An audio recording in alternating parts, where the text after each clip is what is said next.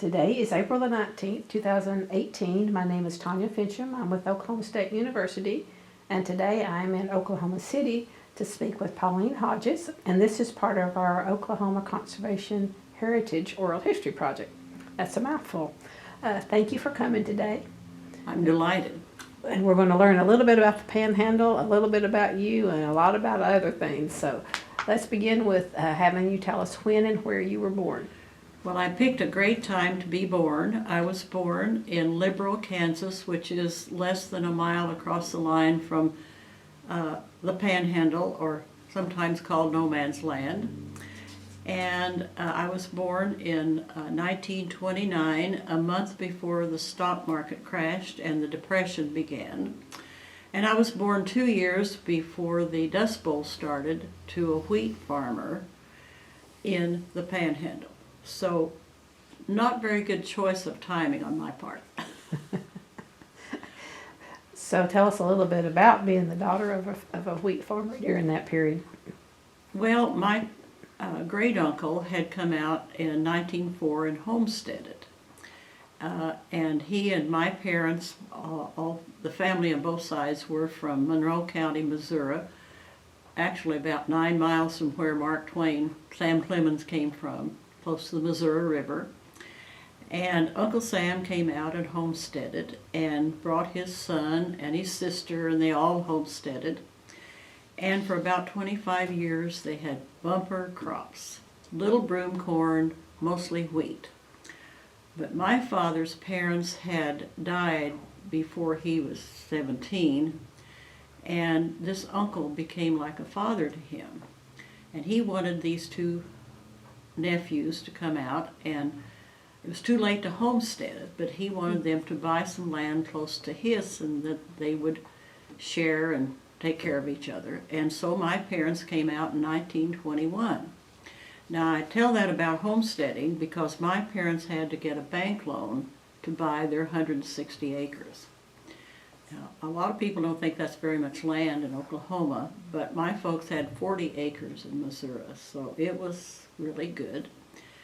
And for 10 years, they, like Uncle Sam, had bumper wheat crops from 1921 to 1931. And they used the same farming practices they had back in Missouri. And of course, my parents didn't have much education. My mother in 8th grade and Dad a year of high school, but they knew nothing about soils, about farming practices other than where they were in Missouri. They deep plowed everything, plowed up all that grass, and they were no different from their neighbors, all of whom had immigrated from almost the same areas, some of them over in Iowa and some of them Nebraska, but more or less that kind of land. And so in 1931, then the dirt started blowing. I really don't remember that, but by the time I was 5, I remember it well. And there were lots of days when we would have huge black clouds come in. Now, I don't remember the dirt blowing every day. It blew some, but those big black clouds didn't come every day. But later on, I remember saying, well, you could tell which state the dirt came from by what color the clouds were. But I particularly remember from the northwest, the big dark clouds coming, and there would be dust in the house, all over the house. Now, my folks had built a house, but it was like most of the houses built in the 1920s. You could throw a cat through the cracks around the windows and so on. But my mother would we had a oval-shaped galvanized bathtub since we didn't have any plumbing. And she would dip sheets in those tubs and wring them out and tack them up over the windows. And I particularly remember when she would take them down, the outside edge of the sheets would be black with dust. But it did help keep the dust out. And then she always spread a tablecloth or big dish towels over the table in between the meals because the table would be full of dirt. But that was just a way of life. It was that way. we were lucky in that we managed to keep 1 cow and a dozen chickens during the Dust Bowl, which allowed us to eat. And a lot of our neighbors, that wasn't true. Some people even went along and dug up Russian thistles, which were one of the few things that would grow out there. And they would boil it like spinach and put vinegar on it and eat it. And my mother was just appalled, but she said, you do what you have to do. Now, she and the neighbor across what would have been the wheat field, if the dirt hadn't been blowing, would sometimes take a few chickens to Liberal and sell them door to door to get some money to buy some groceries in the stores at Liberal. Sometimes they took the live chickens and sometimes they dressed them and took them depending on who their customers were. But I remember doing that quite a few times. Now, that didn't get them a lot of money, but it was enough to buy staples. And if they had a dime left over, they let us go to the movies on that Saturday afternoon, and it was always westerns, of course, which I loved. The other thing I can remember buying with that nickel or dime was a Coke. Well, in a glass, of course, but I loved it. So I act like it was all bad. It really wasn't. My parents really didn't talk about how bad times were in front of me, other than, I'm going to tell you a couple of instances, but they didn't whine and moan and say, oh my God, this is terrible, is it ever going to get any better? Now, they may have to each other, but they didn't in front of me. And I was an only child, and we didn't, other than Uncle Sam, we really didn't have any relatives, and so they just talked to me like I was an adult. So I expect if they'd really been griping about the Dust Bowl, I would have heard it. So one of the things that I remember happening is I had an uncle, my father's younger brother, and he had gone out to southeast Colorado and plowed up land, and it blew away. So he moved back to Liberal and worked for a car dealership. Well, he didn't have any children, which was to my advantage because he would bring me a present once in a while. The only dolls I ever had were the 2 he brought me, and one a Shirley Temple doll, so I just thought I was really upscale with that one, and a set of green doll dishes, some of which I still have. The other thing that my dad did before we lost our farm, he would go to farm foreclosures and buy boxes of books. And you could get the whole box of books for $0.25. And he had taught me to read, so I could read anything that was in that box of books. And I expect some people might be scandalous with what was in that box of books, but I loved it. I still have one of those. It was the Book of Josephus. It was black leather with a gold trim around the leaves of the book. And of course I didn't know what I was reading, but I loved the pictures in it and thought I was really big by reading it. So, but in 1935, the bank finally foreclosed on the farm. My dad never was unhappy with the banker. He liked him a lot, and he said he could have foreclosed on us 3 years before he did. And I think that was true. I did some research later, and that banker, that bank, carried people long before they probably should have. But about 3 or 4 months before that happened, my dad realized that it was going to happen, and he signed up to work for the WPA.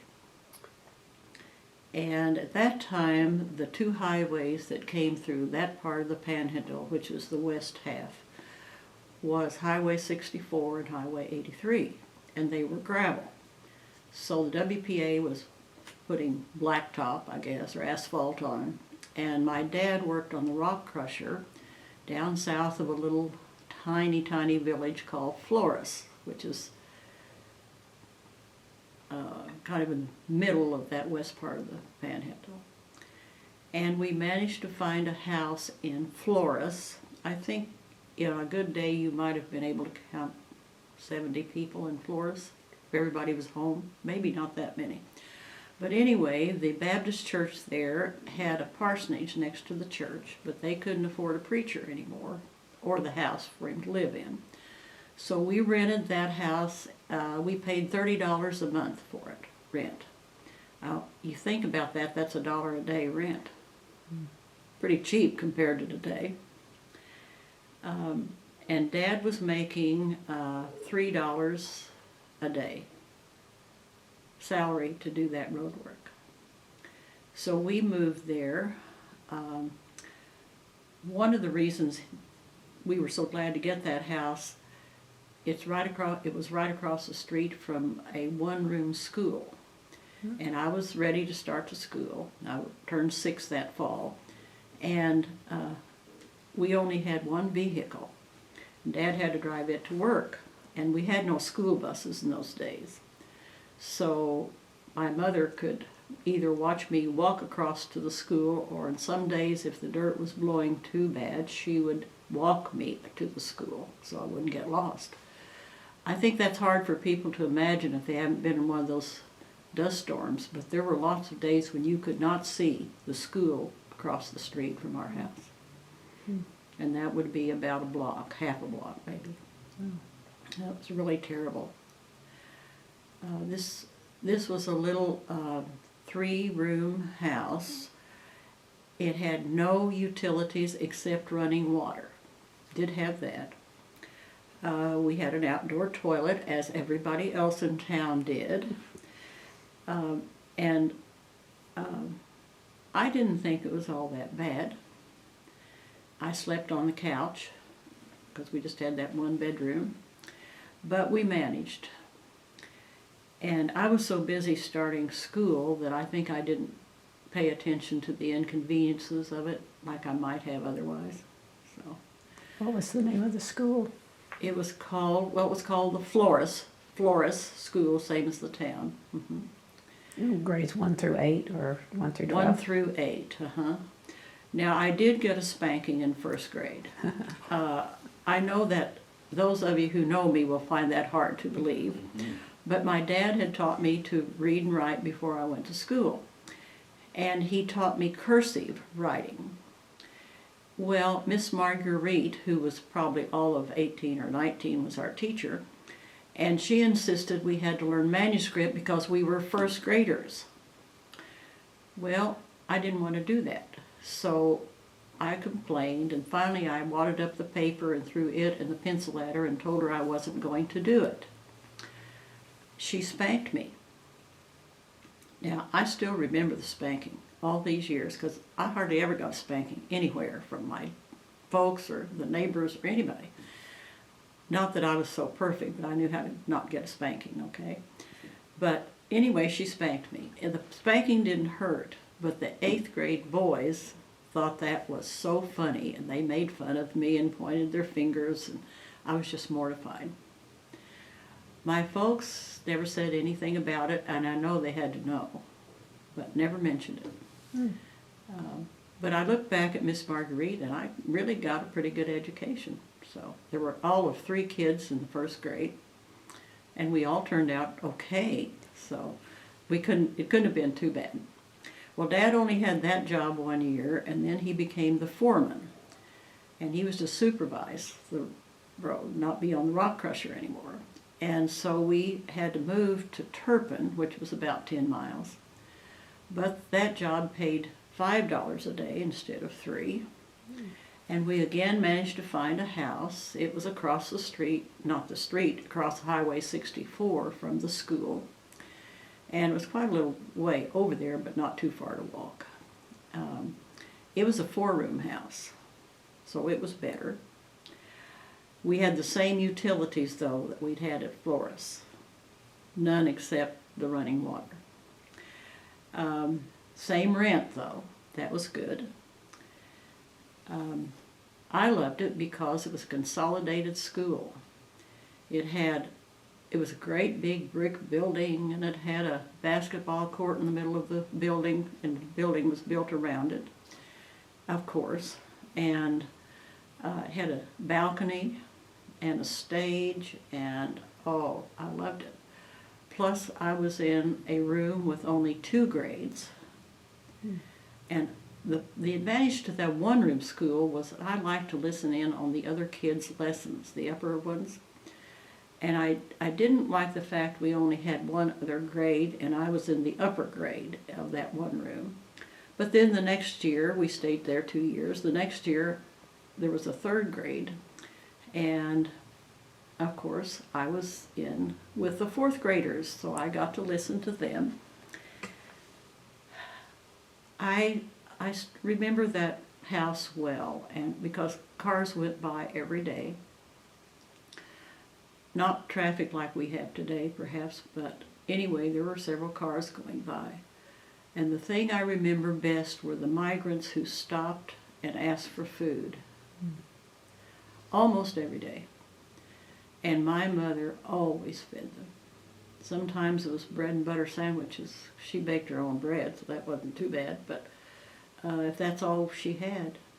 But I still remember her saying, "There but for the grace of God go us." And that was true. And people have asked me, well, why didn't you leave? And I remember sitting by the kerosene lamp at the supper table and my parents carrying on that conversation about leaving. And I remember what my dad said. He said, well, I don't know how we get there. Our car will hardly get me to work. And he said, we don't have any money for gas. That was true. And he said, I don't know what we'd do when we got there. Because as I said, they didn't have an education and they didn't know anything about the crops that were growing out there. And that was the only conversation I ever heard them have about leaving. So not that they didn't perhaps have one, but they didn't.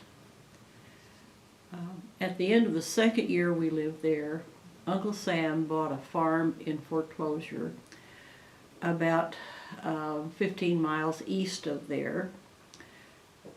He bought it in Foreclosure, and we moved there as his tenant farmers. And that was a real blessing for us. My uncle had been like my adopted grandfather anyway, and we all got along. But he bought up 3/4 sections to farm. And one was pasture and ironically had not ever been plowed up. It was still pasture. And then there were 2 plowed up fields that had blown quite badly. But we moved there. And I thought we were really upscale. We had 5 rooms on a ground floor and a big room upstairs in that house. Furthermore, it had a big porch or veranda all the way around. Ideal for a little 9-year-old girl. And it was on a fairly busy travel road, so a lot of cars were going by. And they had a school bus. Oh, I was in heaven. I thought that was wonderful. Now, the problem was that I was the first one the bus picked up in the morning, and we drove 40 miles to pick up other kids before we got back to the 2 miles from my house into town. But it was okay. I enjoyed that a lot, and I liked the other kids, except for one. And he was a little boy. I was 9 and 10, and this little boy lived 5 or 6 miles from us, and he was so ornery. He would kick kids and bite them, and one day I took him down on the floor of the bus and sat on him and beat him. And that bus driver could not see that. We didn't have that many people on the bus yet, but the driver couldn't see that. And years went by, and I grew up, got married, and had a little boy, and took him out to put him on the bus the first day. And that same bus driver said, now I want you to make him mind. And the bus driver said, like you did the day you beat up Charles Bergman? Yes. Well, I thought that was pretty funny. But then all these more years go by, and I move to Oklahoma City and find a new optometrist. And he asked me where I'm from, and I tell him, and he said, oh, I'm from Wheatland, Wyoming. We used to live next door to some people from that town. It was that family, that little boy. Small world. But anyway, it was an adventure, and we lived there. My folks actually lived there until 1966, so I went through high school living in that place. Did he remember the incident? Well, I've never seen that little boy The same, since. but just his family. Okay, Uh-huh. gotcha. And he probably doesn't want to see me. I don't know that I want to see him because I was twice as big as he was when I was sitting on him and beating on him. But anyway, Dad had really tried to make himself knowledgeable about better farming practices because he realized that it was people like him who caused the Dust Bowl, not the drought. Well, of course that was the reason, but it was the farming practices that had caused the land to blow so bad. And he would spend a lot of time with the county agent, Walter Snelly, trying to learn better farming practices, reading everything Snelly would give him. And so that first, well, we were there about 6 months, and then he planted wheat, and we had some rain. So we raised a crop. Now, as far as that fancy house was, it was wired for electricity, but we didn't have any money that first year to turn it on, so we still had the kerosene lamps. But after we got a wheat crop, we managed to have electricity because 4 families had had electricity run out from town in Oregon and to have electricity in the house. We still had running water, but no bathroom. But Dad hooked up a well house, a shower in the well house. That worked great in summertime because the water was heated from the sun. Wasn't too good in the winter, so we had baths in the house in the wintertime. We still had a cow and some chickens, and Mother eventually, as we got some money, managed to get some more chickens, and she got the place where she was pretty good at that and would sell frying chickens to people and so on. I think Dad really worked at trying to be a good farmer, a better farmer, because I remember that county agent, and eventually when we got conservation office, the conservation people out in the field, I have a picture of one of them standing out in the field with my dad. And so I know he was working at that. I think, though, the pain of losing that farm, he never got over it. He carried that sense of failure and that terrible loss until the day he died. And the thing I do remember, not only he, but a number of other men in the community began drinking excessively.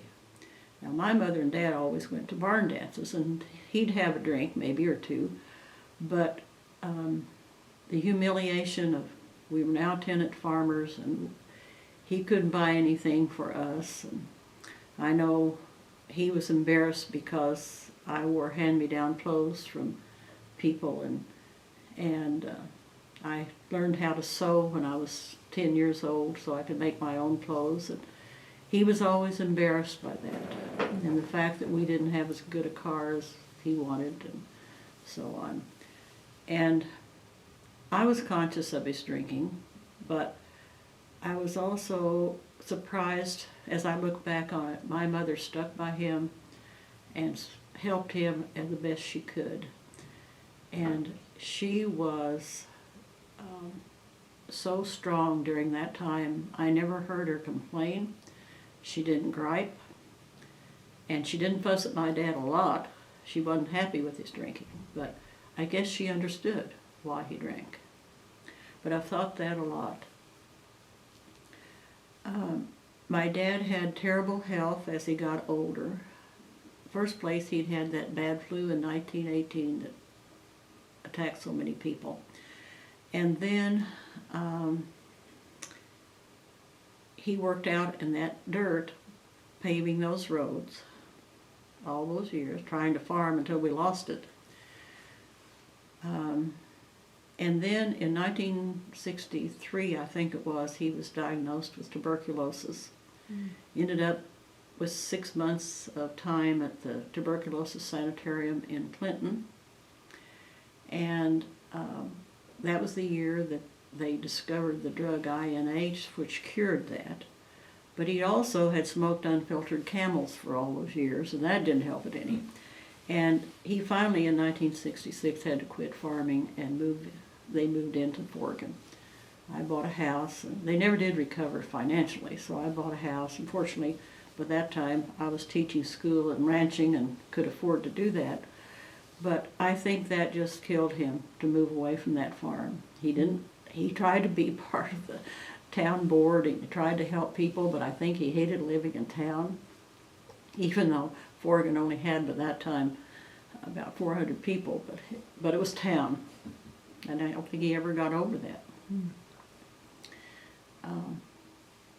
I look back and think he spent a lot of days going out to visit the former neighbors, which tells me that he really wasn't all that thrilled with town.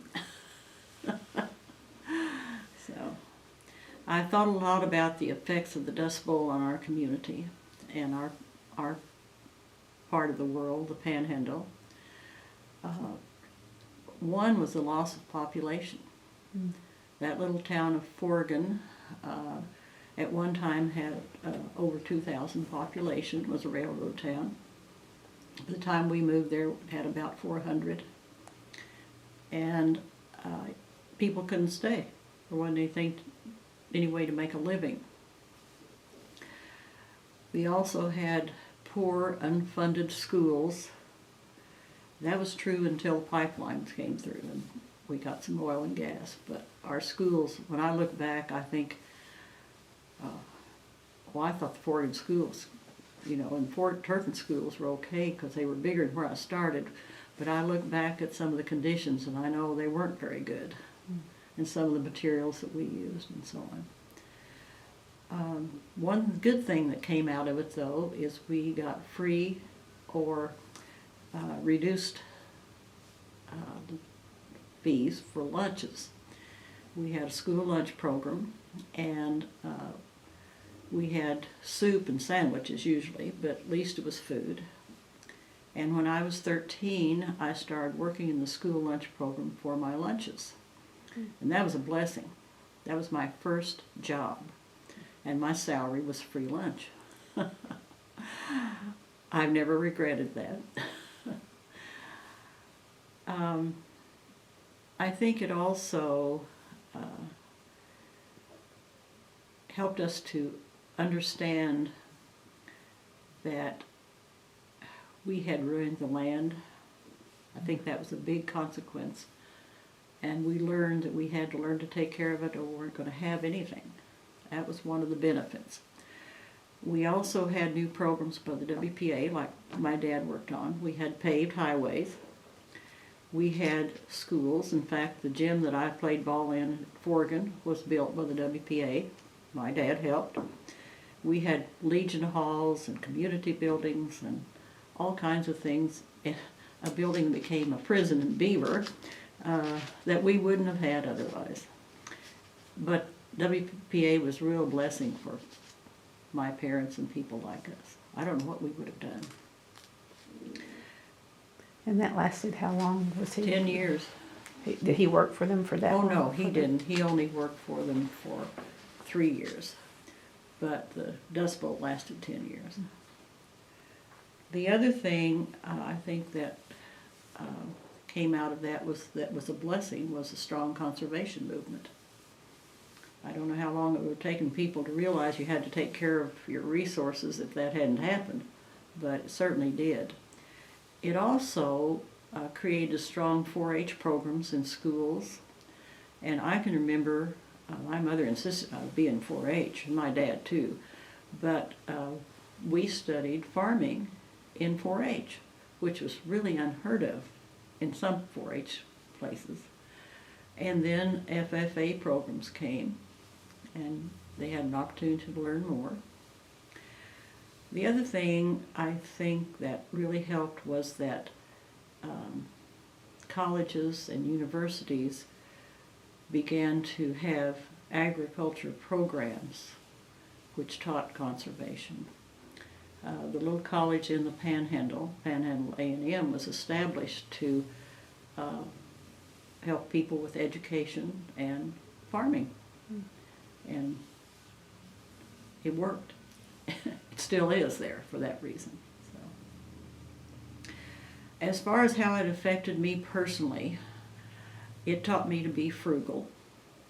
It's not that I haven't spent money foolishly, but I at least felt guilty about it and realized I might have to pay the consequences if I did. As I said earlier, I learned how to sew when I was 9 or 10.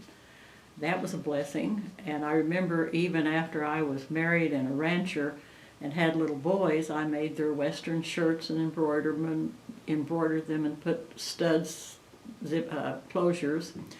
And one day the older boy and I were in a clothing store in Beaver and looking around, and I bought some things, and when we got home he said, "Mom, do you make those shirts at Kerfman's?"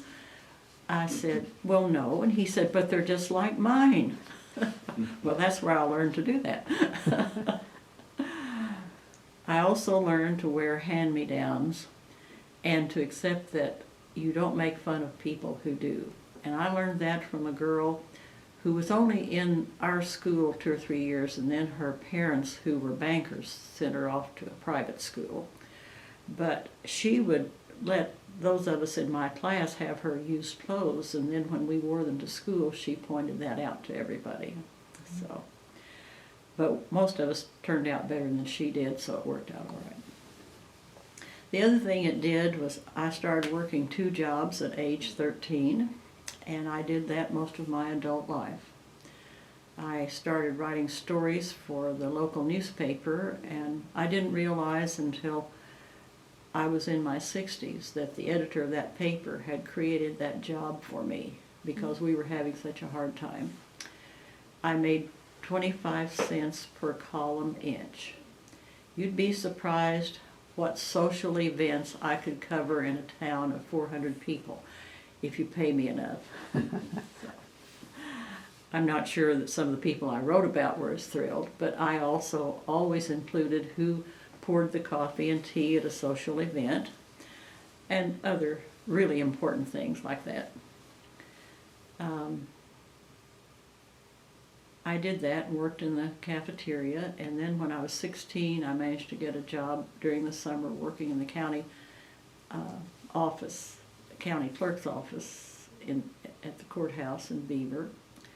I had taken typing in school, but I became a really good typist working for that county clerk because she was one tough lady, and I was typing abstracts and you can't make any mistakes. And we didn't have correction tape or correction fluid, and you couldn't erase. So It'd start over. mm-hmm. I also developed an appreciation of taking care of water and soil. I probably wouldn't have learned that if I hadn't gone through that terrible time.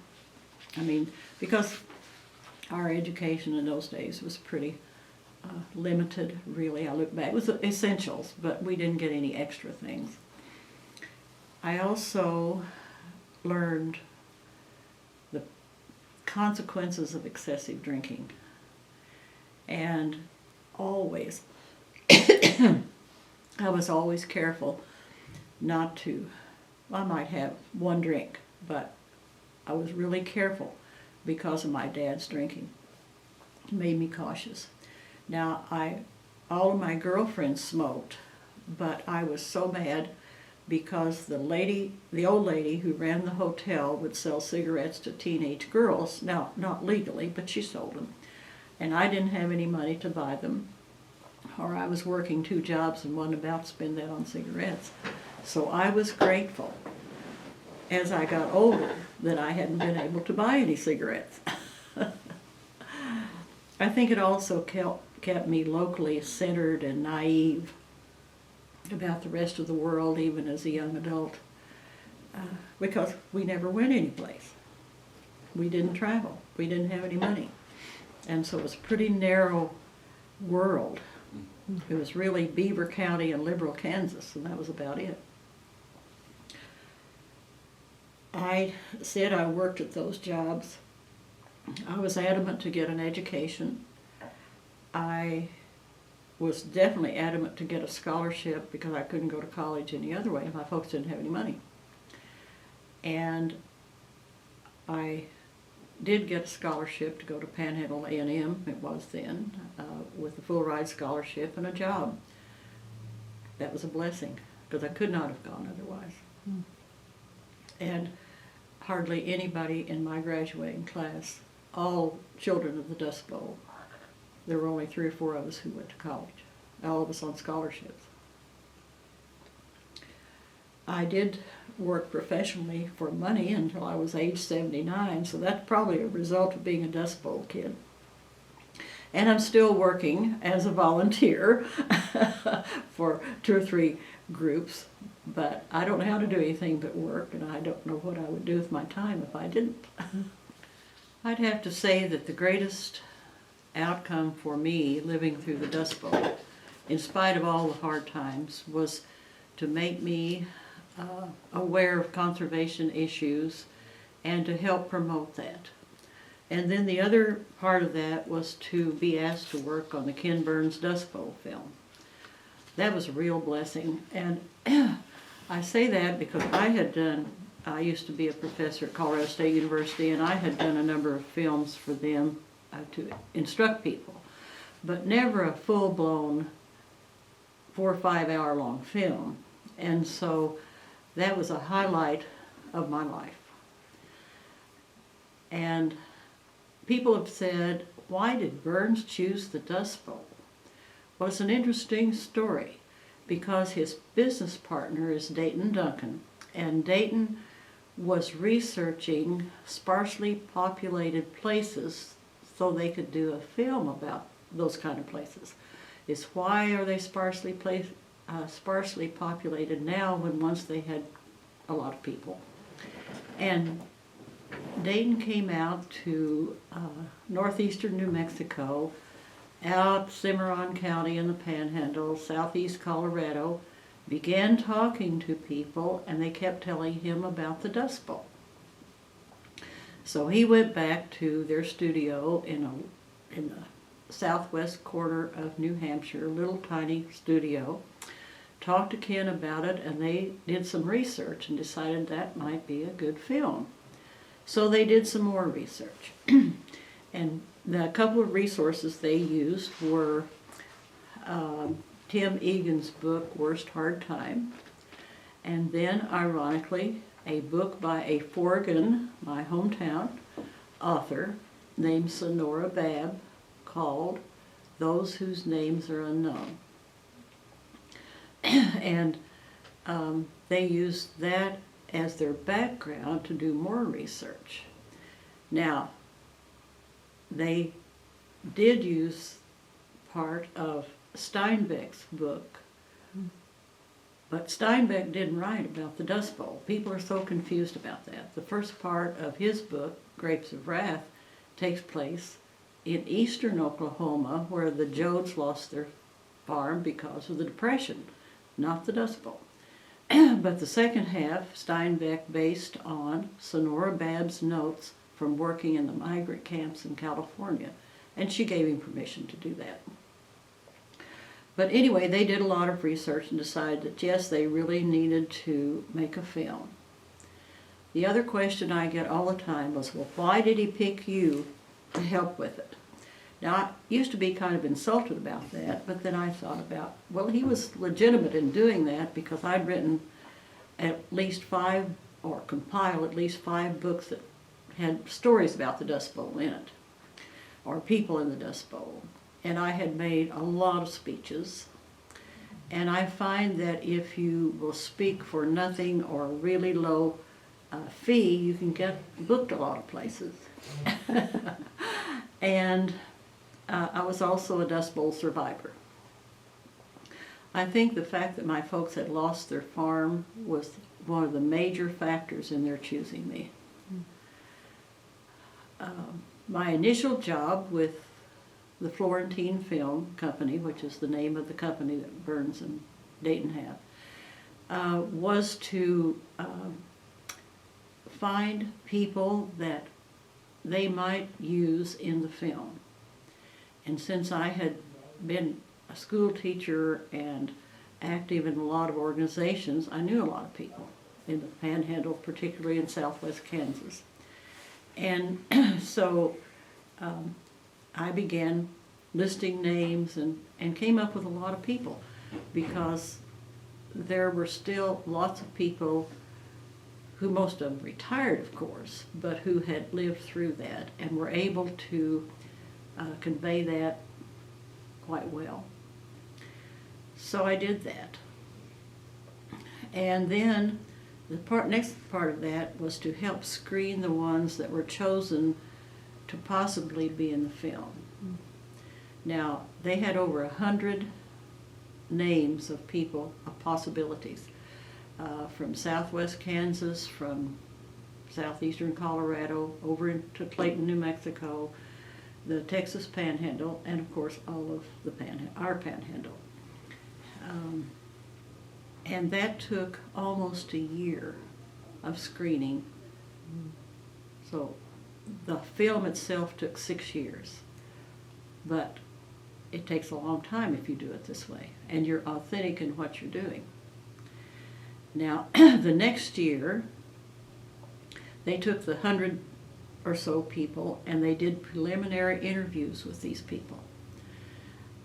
They wanted to see if these people had an authentic story and if they were able to convey that in camera. So I would go, I didn't go to all of those, but I went to a lot of the ones with the Florentine film people who were doing the screening. And I really enjoyed that. And because I knew the people, I had insight into whether they really knew what they were talking about or not. Mm-hmm. Because we were astounded, and this is a good example, OETA as well as the PBS stations in the surrounding states put out a call for possible candidates to do this. They got over 1,000 letters wanting to be in the film. Over 1,000. But I have to tell you about one, because Susan Schumacher was the person who I was working with for Florentine. And she called and she said, we're going to be doing interviews in Forgan and Beaver, and could you sit in on them? And I said, and I was teaching some classes out at Panhandle State, and I said, well, I can't at Forgan, but I'll be at Beaver. Well, I didn't know that at Forgan they interviewed, I think, 6 or 8 people. And one of them had acted so awful in her behavior that they'd ask her to leave. I didn't know that. But I had known this woman all of my life. She was a neighbor down the road, a few miles, and she called me. And she said, could you pick me up tomorrow and take me to Beaver to do some screening for the film? Okay, I said. So I picked her up. And we got there, and they interviewed some other people, and then they called her. And Susan said, I want you to sit in here while we do this. See, I'm still naive about her being thrown out the day before. Okay. Well, Susan asked her some questions, and then she said, let's see now, you still live west of Forgan? And she said, yes. And Susan said, so you didn't lose your land in foreclosure. And this woman looked over at me and pointed her arm and said, we weren't the losers like she is. We bought up the land, and we're rich. And Susan looked at her watch and she said, oh, I have to be in Guyman within an hour. Could you, to me, she said, could you take this lady back to her house and close up this building for me? And I said, well, yes. And she was out that door.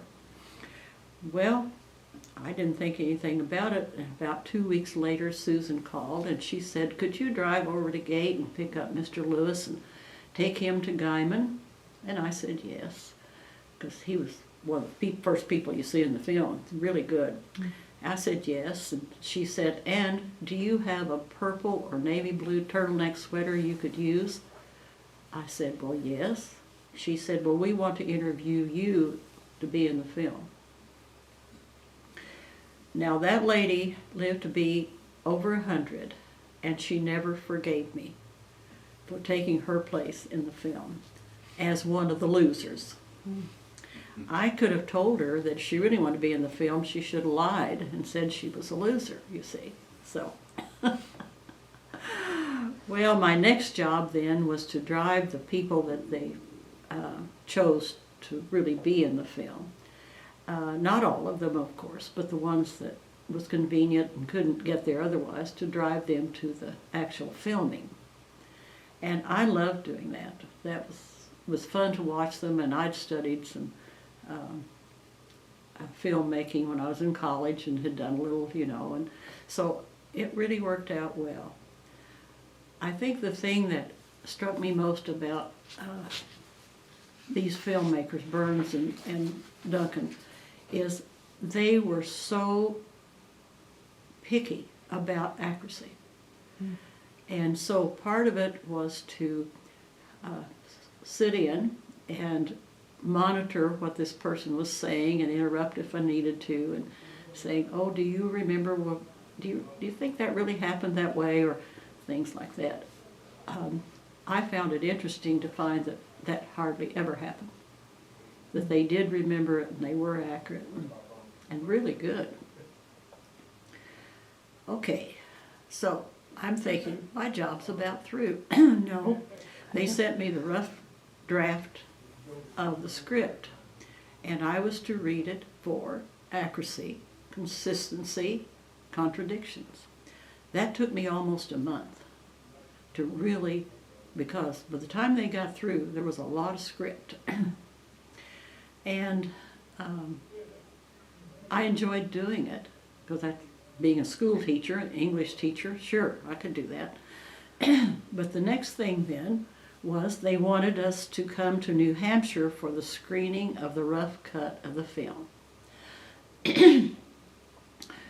And we are now into the end of the beginning of the 5th year of making this film. And of course they scheduled it at the end of February.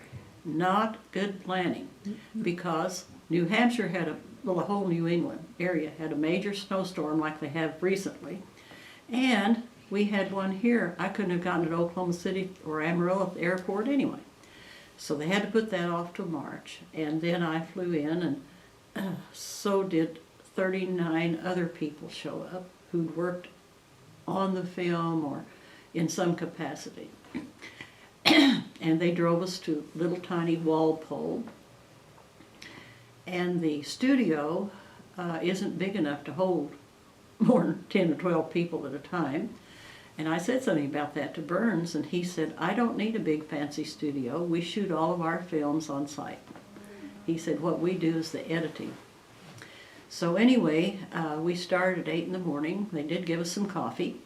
And we sat there until 8 that night and viewed 10, 15-minute segments of that film, looking for problems. And the advantage was that we were from all over the country. And that particular day, I was the only Dust Bowl survivor there.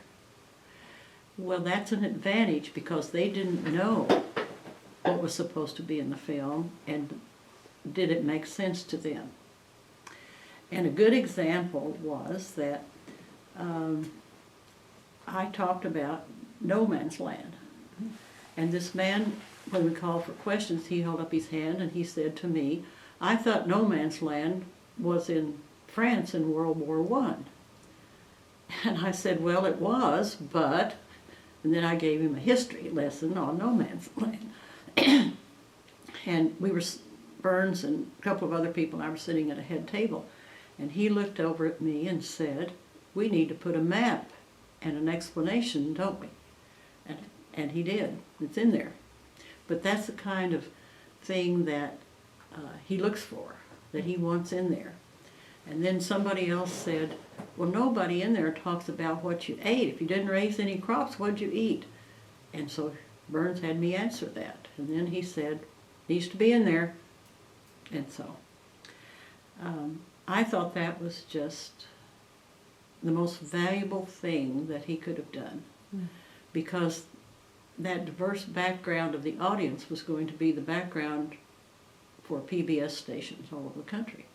And he only distributes his films through PBS stations, not commercially through the big networks.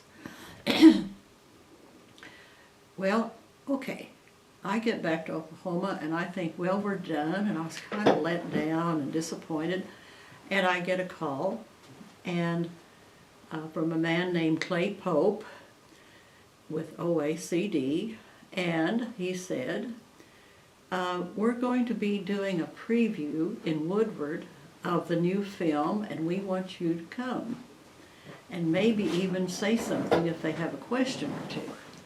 So I showed up, and sure enough, we had a preview of the film.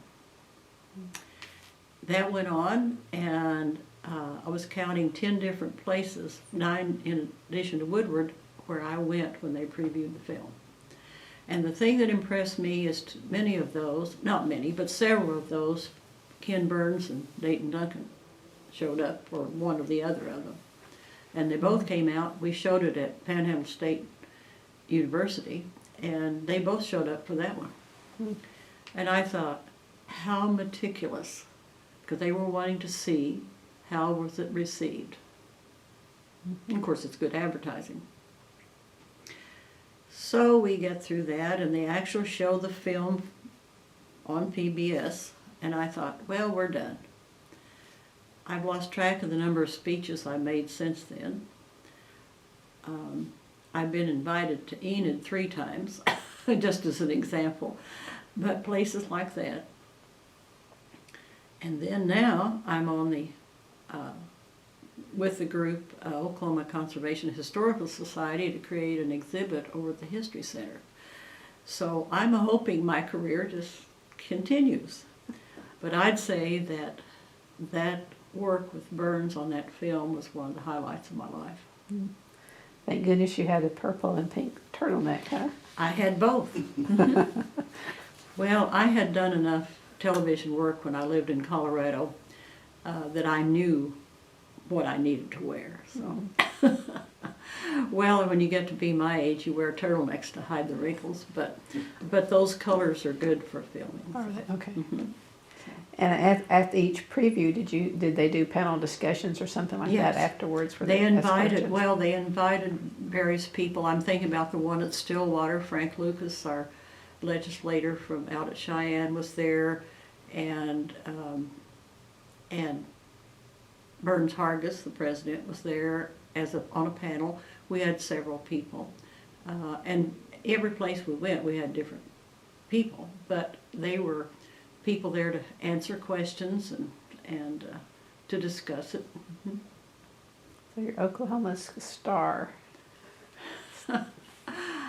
I don't know whether I'd use the word star. We have some real stars from Oklahoma, of course, because I'm a country western fan and I can speak to some. That's true. But at least I think we got the message out there. Sure.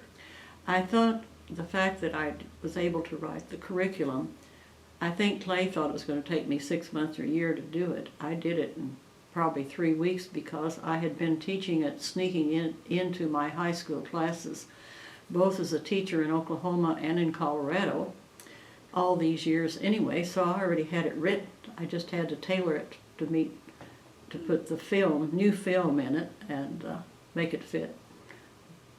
I don't know much about the curriculum. Can you talk a little bit more about what that was? Well, I wrote 3 different levels, one for upper elementary, one for 9th grade, and one for juniors in high school, because that's the places that a normal state curriculum would touch on history. And in it, I tried to incorporate learning about soil, and in fact, in my own classrooms, and I put it into the curriculum, I would go out and bring in soil samples for my kids. I'd put it in little plastic bags for the kids to look at and play with and see what it was like. And that worked fine because one of my sons is he's a wheat specialist, so he could help me with that. But the only trouble I had was that the red clay soil I brought in, which is really prominent in Beaver County, the kids would steal those samples and put them in their shirt pockets and get the clothes, have red clay on the clothes, and the parents didn't really like that too much. I had several ladies complain about trying to wash that out.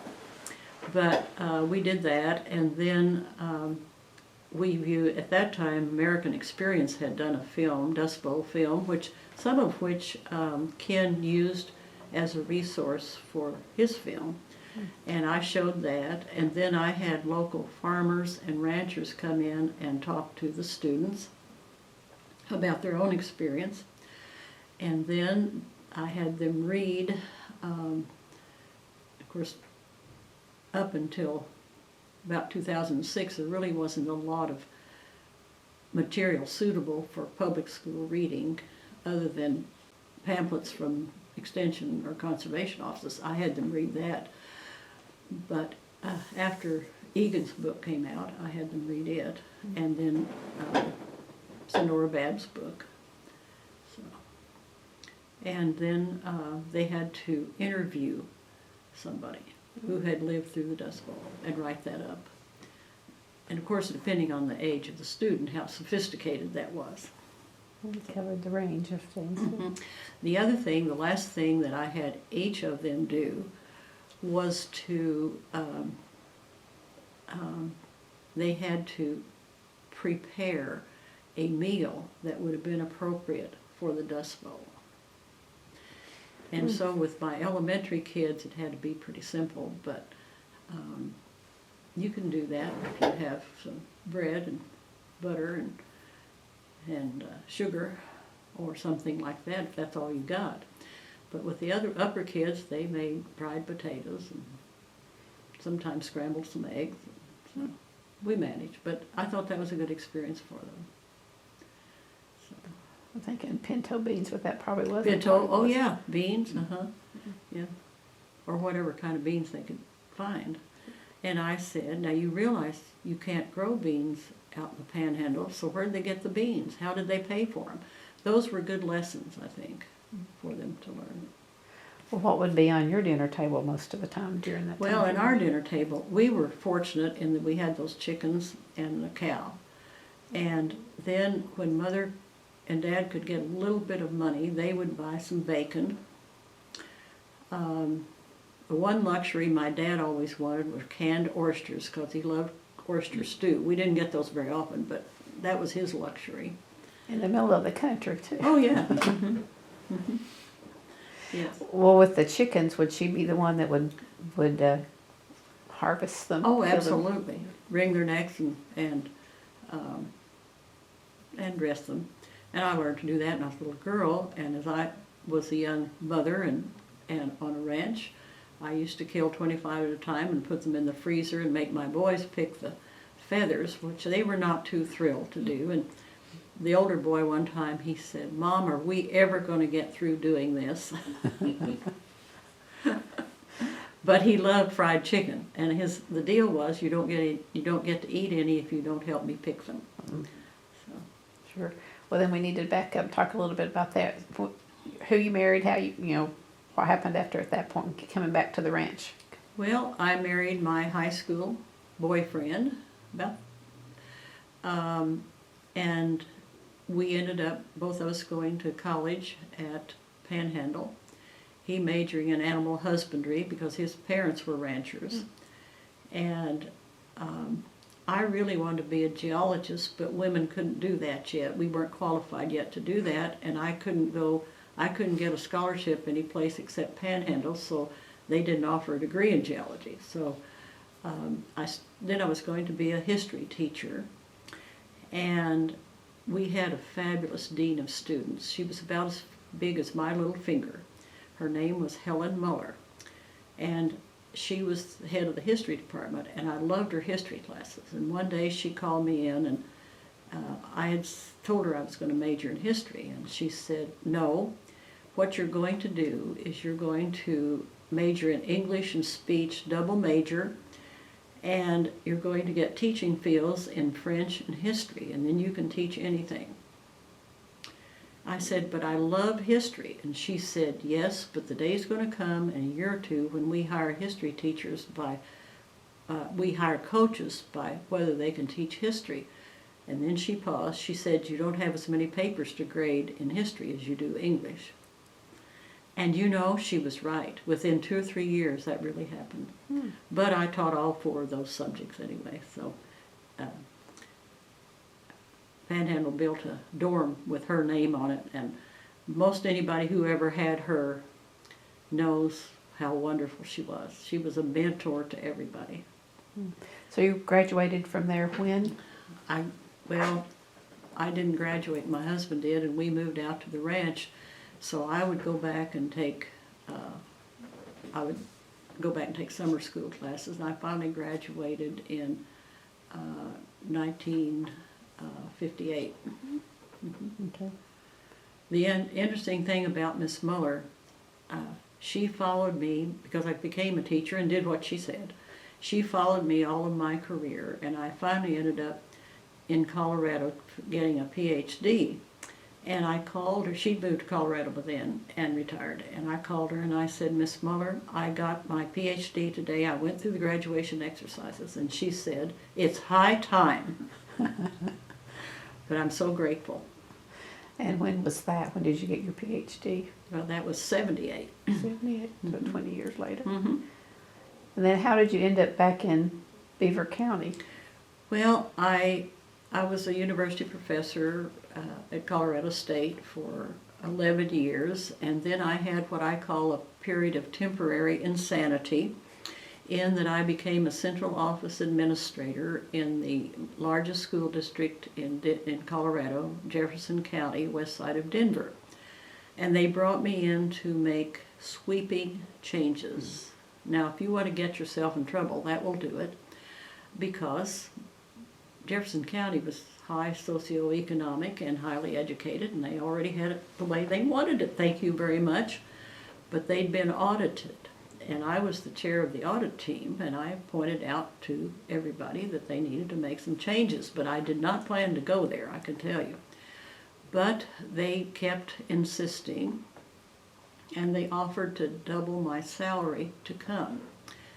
And I had a wonderful dean of education at Colorado State, and he said, take a leave of absence from here and go try it.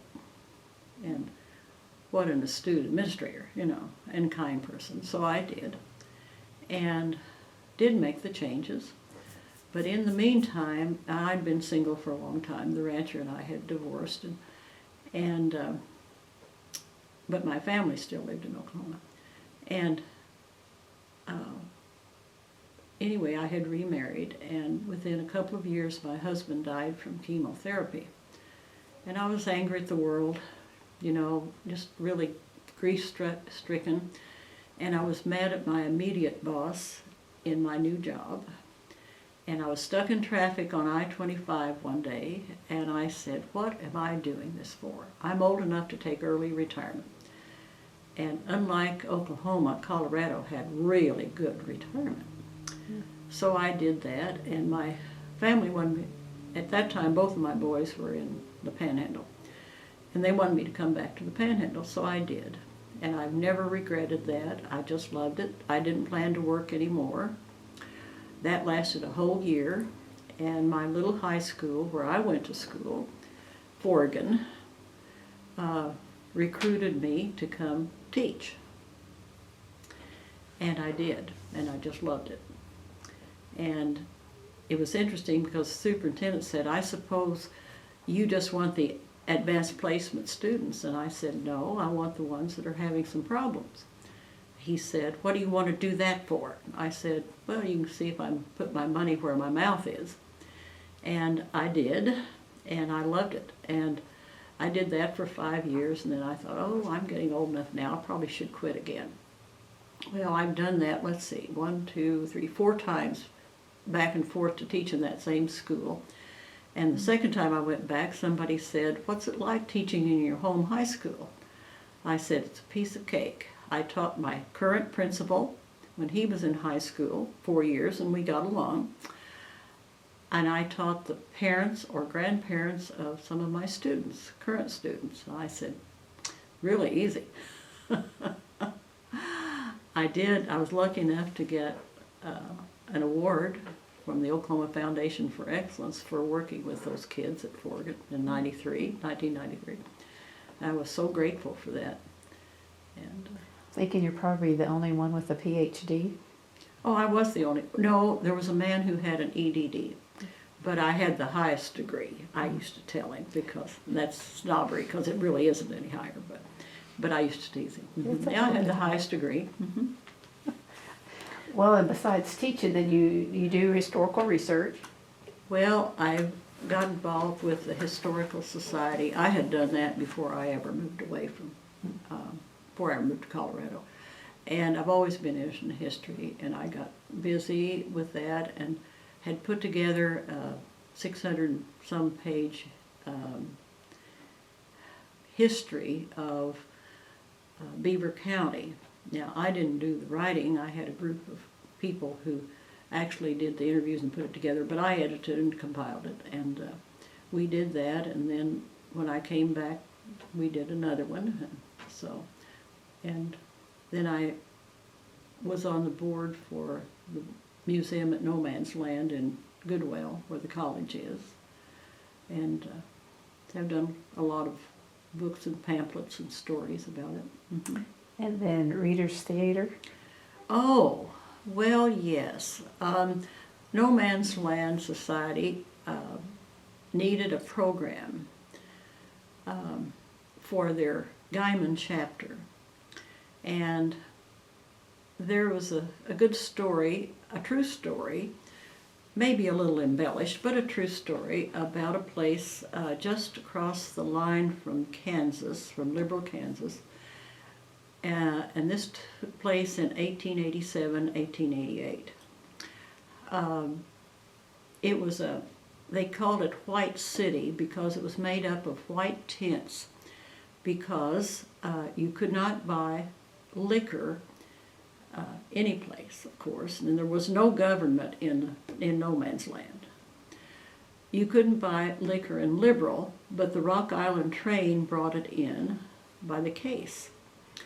And these people in White City would go into Liberal and take their wagons and get their cases of liquor and take it out to their places of business in White City. Well, it became known as Beer City. They changed the name.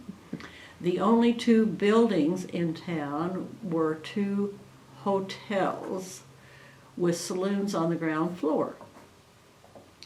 And the owner of one, and she was quite successful, was a woman who had come from Mount Pleasant, Iowa, on the train and established her business. Her name really was quite a common name, and I won't tell you because she still has relatives in Mount Pleasant, by the way. But she went with the name Pussycat Nell. Mm-hmm. And she ran quite a profitable business. Well, then the owner of the other saloon had come from Englewood, Kansas. Well, kind of between there and out in the country. But anyway, he moved over there and had gone into business, and he had a hotel and saloon also called the Elephant Saloon. Well, he decided that they needed law and order, since there wasn't any, so he named himself, elected himself the sheriff of Beer City. That worked fine until he put a tax on the other businesses. And you realize that these tents are all businesses. Well, The other people didn't protest too much, but Pussycat did. She refused to pay it. And he would not quit, so she shot him. Well, 14 other people shot him also, so no one could determine who killed him, you see. However, there was so much fuss and ruckus about it, that from the people in Liberal, what was going on out there, that the federal marshals did take 2 people to Paris, Texas to be tried, 2 men, not Pussycat, but 2 men. One escaped on the way down there, and the other one was acquitted. So nobody was ever prosecuted for killing him. They did take him back to Kansas and bury him beside his wife and children. There's a tombstone there with his name on it. It doesn't say Brushy Bush, however. It has his real Christian, quote, Christian name and his last name, which was Bush. And we used to laugh because we'd tease and say, oh yeah, he was related to George. But anyway, he lived there. And then Pussycat, when she died, was buried in Liberal. I found her grave. And so anyway, to do this program for the Guyman chapter of the Historical Society, I had some good friends in Guyman, and 5 of us ladies put this together. And it's Reader's Theater. Now, I took the choice part since I was the author. I played Pussycat, and then these other ladies were from the WCTU in Liberal, and they came out to straighten out Pussycat and this saloon. And the dialogue tells the history then of the area about not having any law and order, and where the liquor comes from, and how they have to go into Liberal to get it, and how this woman has ruined the territory. Daily Oklahoman came out, and a young man came out and spent a whole week and interviewed everybody connected, and did a 2 full-page spread in the Oklahoman about this story. He interviewed the sheriff of Beaver County, and why didn't the sheriff come out and take care of things? Well, there wasn't any sheriff, so we could tell that story. What got you interested in it? Oh, I was always interested in the story. I know a lot of other good stories too. Yeah. But I think the thing that really struck me about it is, if I would tell that story in certain circles, they'd say, "Oh, that didn't happen." Well, yes, it did. It really did happen. You would do research and back it up, yeah. Well, then while we're on stories, tell us about Hank the cow dog. Well, Hank the cow dog was a real dog. Actually, I knew Hank personally. He belonged to the rancher who had the ranch adjoining ours on the east, Mark Mayo. And he wasn't a very pretty dog, but he was a good cow dog. And Mark also hired a cowboy to work on the ranch. And that cowboy and the dog got acquainted. Well, before Mark died, this man wrote 2 or 3 stories about this dog. He no longer was working for Mark. He moved to Texas, but he wrote, with Mark's permission, he wrote the stories about the dog. The dog really was named Hank, by the way. And after Mark died, this man just kept writing them and became became profitable and quite successful. And finally, in the town of Forgan, a lady put up a marker to Hank the cow dog because she thought everybody should know about him. So, yeah. That's a nice marker in town, yes. Yes.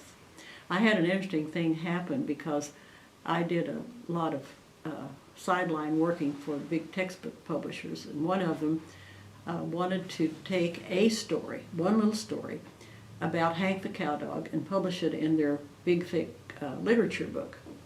And the man from New York, and I was doing some work for that company, but anyway, he called and said, "Could you go to the courthouse in Beaver and get me the land numbers for that ranch where Hank lived?" And I said yes, and so he was amazed that I could do that in less than an hour. that time I was living 5 blocks from the courthouse. But anyway, Hank was a real dog and lived on Mark Mayo's ranch, the XIT it's called. And so, no, that's not right. YL, the YL ranch. Okay. So. And while you were in high school, you lived within walking distance? No, you rode the bus. I rode the bus. Rode the bus. Mm-hmm. Okay. And how far in school did your mother get? You said your She dad. didn't go to high school. She had 8th grade. In a one-room country school outside of Paris, Missouri. My dad had about a year and a half of high school in Paris, but he had to stay in town, and they didn't have the money to rent a room for him to stay in, and didn't have any relatives in town, so. And he needed to work on the farm. Okay, and then when you were 13 and working 2 jobs, what would you do with the money that you earned? Help my folks. We bought food and whatever we needed to do. Okay. We had, I guess I say we, but we had, Dad and Mother had a family bank account. I knew about checks, but I didn't write any. And was church ever a factor? Well, when I was a little girl, it wasn't. We lived, quite a little ways from any church. Dirt was blowing, and times were so bad. And both my parents had gone to church in Missouri, and I think they had when they first came, the 10 years before I came along, in Oklahoma. But we did go to church sometimes at Flores because we lived next door to it. It was real handy. And then I really didn't go to church until I moved to Forgan, and I went to the Methodist church, partly because of the Methodist young people's group, and always went there. Forgan is about how far from the town of Beaver? 7 miles. I know there's an old Presbyterian church in Beaver. The oldest church in Oklahoma. Now I had to take the Edmond paper to task for that because they say they have the oldest church. The problem is that one in Beaver was built when it was no man's land, and it was no state, no territory. It wasn't Oklahoma. But it's still there and still in operation. And in fact, this week they are having, last night they had a special church service in the church as they would have had in 1880s. And this is the week of the Cimarron Territory celebration and the famous cow chip throwing contest this week. Yeah. And no, I have not thrown any cow chips. Not to say that you couldn't, but you haven't. Ironically, that came about because when I put together that first Beaver County history book, a man who was on the Historical Society board was also on the town board, and they were trying to figure out we were trying to figure out how to sell that book. And Ralph Rector was the man's name, and he decided they needed a celebration to sell the book, and that's what they came up with. Now, the Chamber of Commerce requires that the chips that are thrown have to be seasoned and a certain age and a certain size. You can't just go out and get any old cow chip and throw it. And that's so that everybody has an equal chance. The conservationists or the environmentalists get involved? Oh, well, I don't know as by name. But Well, in the time that you were away and came back, were there changes that you noticed within the landscape of that area? not so much because I left there in 1970. By the time I left, we had some really good conservation practices going on, and a lot of, it was very different from when even in the 1950s when we first started ranching. There was one part of our ranch that it took years to get back to, we could even grow grass on it because the topsoil had blown away. My father-in-law bought that ranch for $5 an acre in 1940 because everything had blown away. Gullies and such. Oh, it was bad shape. But he was such a good businessman and a good conservationist. I don't know that he ever knew that term, but that's what he was, smart man. And then my husband and I went into partnership with them, and then eventually a younger brother and his wife. And so, Raising cattle, or was it wheat? well, when I first got involved, we were raising registered Herefords. That isn't true anymore, of course, but now it's mixed breeds. But So tillage and that sort of thing wasn't part of the equation when you were there, worried about terraces and tillage. well, no, because what we were trying to do is restore what had been destroyed and not farm it, but try to get it back to grass. So, And then how big was the high school there in Finchum? well, when I was going to school, I would say they probably had 150 kids, K-12. It was a K-12 school. Now they have about 100. At one time, Forgan had, as I said, over 2,000 people, but and a pretty large high school. But they still have basketball teams, and Which means, what you said you played basketball in high school. I did. Now I wasn't very good, but I wanted to play because I wanted to go to the ball games with my friends. And I played forward, and that's when girls didn't play full court. And so that's what I did. And I said I wasn't very good at it. Now, ironically, the first year that I came back to Forgan to teach school, which was 1956, full time, I coached 5th and 6th grade girls basketball. I was probably a terrible coach, and at the end of that year, the superintendent, who was a really smart guy, came and he said, I want to start a debate program, and I can't do that and coach, so I'm going to give the coaching to somebody else. He was so smart because it was a man, and he was a good coach. And you got the debate team? I got the debate team. Well, that was probably a smart move too, though. Did Oh, you yes, enjoy I that? loved it. Did you? Well, and I inherited some really talented young people and had a good debate team. We went to state, and we had a good speech program. And of course, thanks to Miss Muller, I had the background and training for that. How would you discipline kids? I really never had discipline problems. My philosophy has always been, I never flunk anybody. And I would say, you are going to stay in this class until you pass it, or one of them dies of old age, and it won't be me. And I would just give them incomplete. And they'd finally dawn on them, if you have incompletes on your transcript, you can't graduate. Mm-hmm. It's amazing how fast they learned that. Did any of them go on to be soil conservationists or anything dealing with Well, agronomy or that sort of thing? Well, several of them became good farmers, especially out west of That Florida. counts, yeah. Oh, yes. I would say probably 10 or 15 of them. One of the men in my high school class became one of the top cotton researchers in the country for Texas A&M. From a little town of Finchum.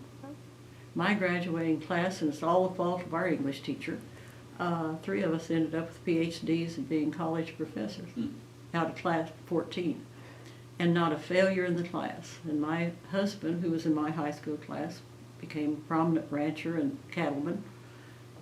What do you think the key was? I think part of it was all of us growing up in hard times. The main key, and then we blamed our English teacher. We even established a scholarship in her name. Her name was Laura Wilson, but we found out later she had used her own money. She took us to speech contests and academic contests, and everything was going on. And she made sure everybody learned. I learned that from her, not teacher education. Well, did your parents make you do homework, or you did it They anyway? didn't have to. They didn't have to. Oh, no. I grew up as an old lady. I never was a kid. And I mean that because the times I grew up in had to be responsible. We didn't have a choice. I don't count that as a hardship now, I count it as a blessing. But I didn't even think about it being at the time. Being an only child, it wasn't anybody to be in competition with, but my dad taught me how to put together a newspaper before I ever went to school. And I did one for the family. What would you do for fun? Well, a little girl lived across what would have been the wheat field, and they hadn't they had homesteaded, and so they weren't having as hard time as we were. But they took the Wichita Eagle, I think it was, newspaper, and I would walk over there every day to read that paper and play with June, and she's 2 years younger, and we're still dear friends. She still lives in Fort Collins, Colorado. But she would get so mad at me because I didn't want to go outside and play. I wanted to read the paper. And I read all the time, as I said, boxes of books. We played a lot of cards at my house. Got really good at that. And then started sewing early. Mm-hmm. Do quilts? I do now. I didn't learn to do that as a child. Did you? Mm-hmm. Was Louis L'Amour some of the authors of the books you were reading? Well, Westerns? he wasn't writing yet when I was a child. Okay. Do my history. I knew Louis L'Amour, though. He came to Fort Collins. He spoke at 3 different National English Teachers organizations because I used to be involved with National Council of Teachers of English. He was our speaker at least 3 different times. And I would always go up and tell him about his books and reading and everything, so I knew him. And then he wrote a book about the Overland Trail in Colorado when I was teaching there. And he wanted to do some research to find out. He had me do some research for him for that book. And he wrote and thanked me and everything. And when he died, his daughter wrote me a note and said, I know that you'll want to know about my dad because he always valued that you're helping him. Hey. Mm-hmm. There's not anybody you didn't know, huh? Well, 1 or 2. Mm-hmm. 1 or 2. It's been a pretty good life, hasn't it? I'll tell you the one that I really enjoyed was a writer named Tony Hillerman. His books are almost entirely about the Navajo Nation, but Tony grew up here at Kanawha, went to an girls' Indian boarding school at Kanawha because there wasn't any other school, and went off to World War II and wrote a book about it. And I read that book. And he was another one that spoke at all of our national conventions when these books became popular.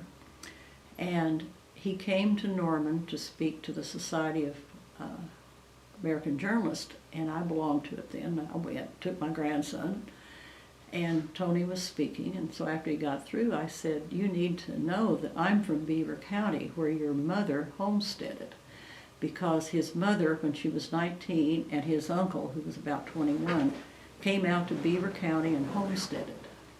Well, she stayed 5 years, and she hated it, so she came back, to, as she said, to civilized country.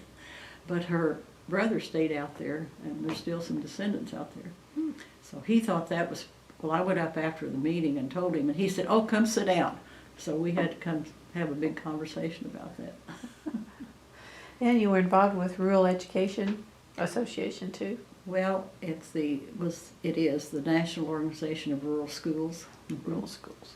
Mm-hmm. Yes, I got involved with that because the executive director was my colleague at Colorado State University. And when he found out my background, he would call on me sometimes for some information. Well, he got me involved with the organization. And about 10 years later, I ended up being the national president. Funny how that happens. And then doing a history book about it. So, but I loved that organization. It was great. Sure. And Oklahoma had a really strong rural ed organization then. It doesn't anymore, but they were involved, and we even had a national convention here in 2007, National Rural Ed Convention here. Mm-hmm. Well, I would like to ask about your opinion on the walkout from the last couple of weeks. Well, I'm disappointed in that I don't think, I think they managed to get publicity, and that's good, about the problem. That's really good. But as far as making any headway, we're still $10,000 lower in salary than anybody else, $20,000 in some states. But this is a good example. When in the 1960s, I drove 10 miles to Liberal and doubled my salary. That was in the 60s. I went to Colorado and tripled it. Wow. And it hasn't gotten any better. So I don't think we've really addressed the problem. We put Band-Aids on it, and I think the teachers feel that way too. That's why they're still agitating, because there's not enough funding to do everything that needs to be done the way we want it done now. If we really want all these good programs, we got to pay for it. Mm-hmm. And I'm not just talking about salary, I'm talking about programs to fund them.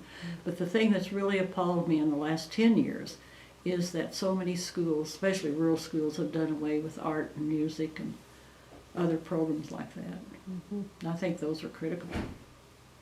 History's still in there, though, hanging in there. Taught with the coaches. I'm serious. I believe you.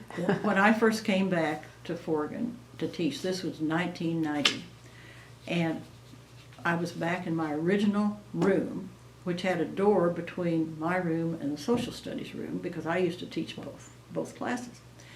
And so I didn't know the coach very well, but he was the history teacher. And we were at lunch, and he said, "Miss Hodges, what is it you teach?" I said, "English, speech, and history." And he said, "History?" I said, "Well, shucks, somebody has to." He didn't think that as funny as I did.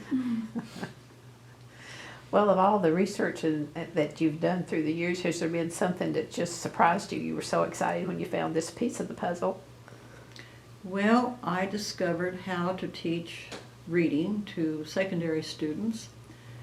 I wrote the reading program, became nationally known for it, and consulted in every state except Maine with that reading program.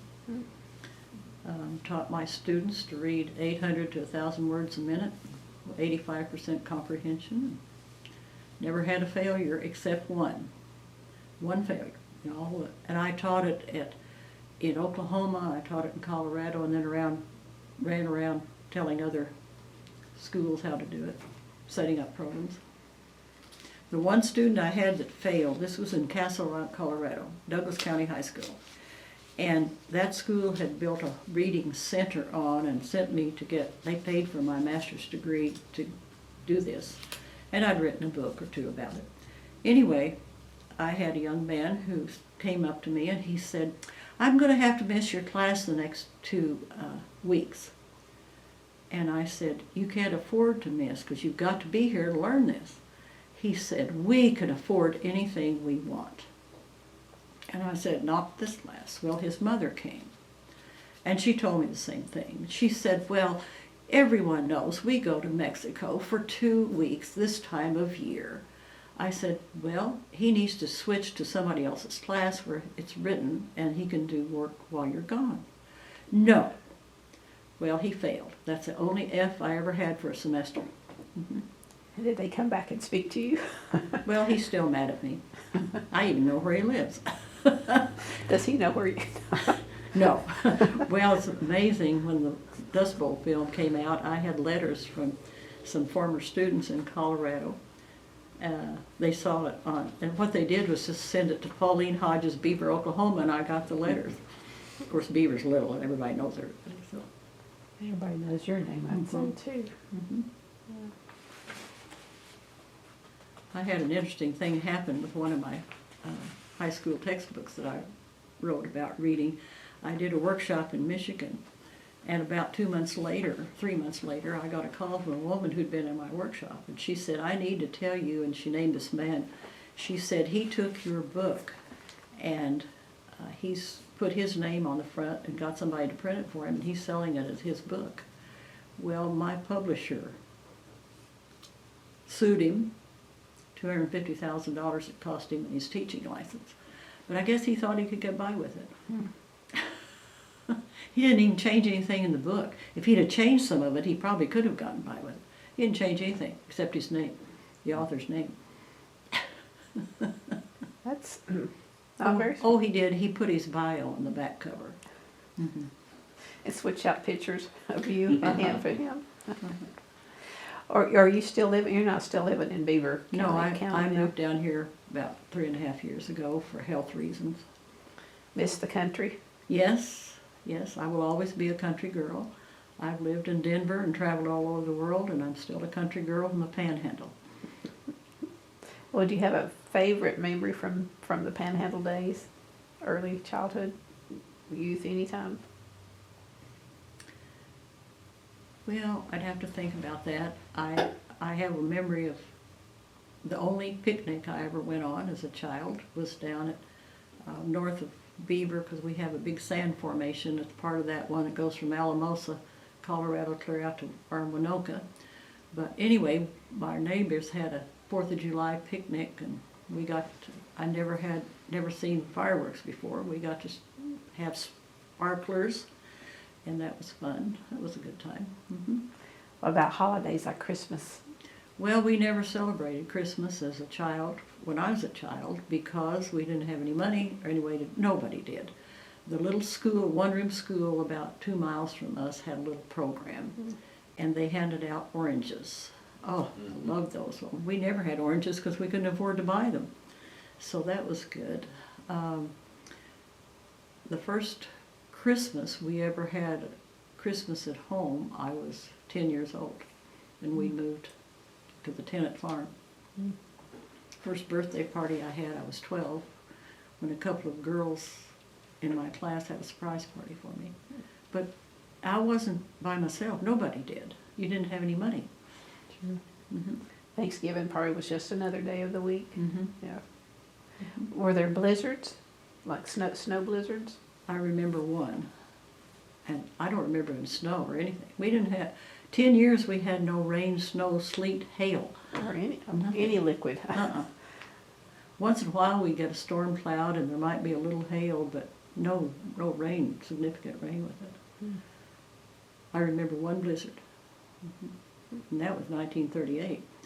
And out where we were, we didn't get as much as they did in the eastern part of the county. Well, and if you were to get sick, would you go into town to a doctor, or did your mom have home remedies? Well, I had my tonsils out when I was 7 at a hospital at Beaver, and that's the only time I remember ever. I had the whooping cough, but you treated it at home. You didn't go to the doctor. Sure. Fortunately, we didn't have any serious illnesses. Other than being ornery, I didn't have any other problems. I'd say you weren't too ornery. How did your parents punish you then, or who was the disciplinarian? The only spanking I remember ever getting as a child was from my girlfriend across that would-be wheat field, from her daddy. Because, well, that isn't true. I did get one other. They raised chickens and gathered and sold the eggs in Liberal. Well, we had one little rain shower, one. And instead of getting the buckets and things we were supposed to gather the eggs, June and I were in a hurry, so we picked up an old cardboard box from outside and gathered the eggs. And we got to the back door of the house, and the bottom fell out of the box, and the eggs broke. Now, we both got a spanking there. And then the other spanking I got from her dad, June and I decided that we would eat some watermelon, because we're talking now mid-30s, times were a little better. And he raised watermelon and sold them in Liberal. So we went out to break a watermelon and eat it. That would have been fine, except the first one we broke was a yellow meated one. Well, I've never seen or heard of one. We didn't think that was any good. So we didn't know that they sold for a premium. But anyway, we broke, I think, 4 watermelons before we found one that we could eat that was red. We both got a spanking for that. Well, when the neighbors spanked you, did you tell your parents? Oh, yeah. And that was okay that It was they had done okay. it? Only time my dad ever swatted me, I was at this same neighbor's house, and my folks were there, and they were ready to go home, and I didn't want to leave, so I held on to the gate post, and I must have been 4. Anyway, he swatted me a couple of times, and I went home. But I don't remember ever getting a spanking. They just didn't do that. Well, you just listened and minded, I guess. Mm-hmm. Well, over the course of your life, what has been the biggest invention, you think? Biggest invention? Invention. Mhm. Invention? Yeah, besides the computer. Besides the computer. Probably, from a selfish point of view, the washing machine. Okay. Yeah. Hmm. From the scrub board to the Mhm. to the wringer to Well, and heating the water on the stove and then putting it in the wash tubs, and it was a major production. Took all day. and hanging on the line instead of a drum. Well, and in the Dust Bowl, it was a major production because most days it wasn't fit to hang it out because you had to dry them in the house. Mm. I remember my mother spreading sheets over chairs and things to get them dry because it was too dusty to hang them out. When it was so hot, would the windows still be open, like in the summer? Yes, we didn't have any air So conditioning. you'd have to, no screens. No, well, we had screens, but we didn't have no glass. We had no glass. Well, screens wouldn't keep out the dirt No, or dust kept anyway. out So flies, but yeah. keep the plates on the table turned over, We upside just down. didn't even put them out till Time. But she always put a tablecloth across the table anyway, keep it off the table. And you called that meal supper. Was the lunch meal dinner? Yes, I didn't know that, I always learned that dinner was noon. And even really until I was probably in my 40s did I ever start calling it dinner. Lunch wasn't part of the The vocabulary. big meal, well, if you were farmers or ranchers, either one, your big meal was at noon. Now, when I got married and moved to the ranch, I knew how to make cocoa and fudge. That doesn't do too well feeding ranchers. The reason I didn't learn is that my mother didn't have me until she was almost 40, and I'm the only one she had. And she hit menopause when I hit 13. Now talk about impossible. And so she said, we made a deal. I would do the housework and she would do all the cooking and washing up. That way I wasn't in the kitchen. Okay, so I didn't learn to cook. And then even when I was married and lived out at Goodwill in college, my husband worked at the college farm and I worked in the cafeteria, and we got free meals at the cafeteria. That was part of our pay. So I didn't have to learn to cook. So And making your first biscuits probably came out hard, huh? I still can't make a decent, my biscuits have to come out of a can for edible. Well, I learned to cook in a hurry, and I was so fortunate in that my wonderful mother-in-law lived a mile down the road from me on the ranch. Really good cook, and my mother was a fabulous cook. And the first time we worked cattle and I had all those men to cook for, my mother-in-law said, if you'll cook the meat, I'll do the rest. And she and I worked out a cooperative agreement, and that's how we did it always. Mm-hmm. And my mother then said, it's about time you learned to cook something. And my mother, between her and my mother-in-law, I ended up being a pretty good cook. What's your favorite meal dish that you fix? Oh, I make a really good lasagna. I make a chocolate cake to die for, but that's because of my mother-in-law. She came up with the chocolate cake recipe, and she sent it off to Farmers Union magazine, and she won a national award for it. And then my younger son, Mark, married a girl from Beaver, and her mother made the best caramel icing you have ever tasted. So we put the caramel icing on the chocolate cake. We never have a family get-together where we don't have that. Have you had it, Ben? I have not. We'll have to put We're that on gonna the have list. to. Oh, yes, it is. We had something recently, and sometimes the caramel frosting is hard to cook the right. But Sharon, it was the best one she's ever made. And and there were a couple of pieces left, and she brought me in two so I could finish it off. I thought it might be chicken fried steak, since that seems to be popular around. Well, I can cook chicken fried steak, but I want it my way. I also know how to fry chicken properly. And probably can cut up a whole one. Oh yeah, that's no problem. With a pulley bone. Oh yeah, Yeah, can't find. proper way. Yeah, you don't find them with the pulley bone in the No. store anymore. No, no. Well, we've covered a lot. Is there anything else you want to add? Ben, you, either? Well, one of my greatest rewards has been working with the conservation people here in Oklahoma. I really enjoyed that, made some good friendships, and met people I probably would never have known otherwise. And I've been grateful. Well, my last question is, when history is written about Pauline Hodges, what do you want it to say? I'm writing it as we speak. I'm about halfway through it. Well, what I'd like to say is that I made a positive difference in people's lives. From little guys all the way up. Mhm. Yes. So, Yes. well, the state of Oklahoma and the USA, thank you very much. Well, I appreciate your doing this. It's been fun.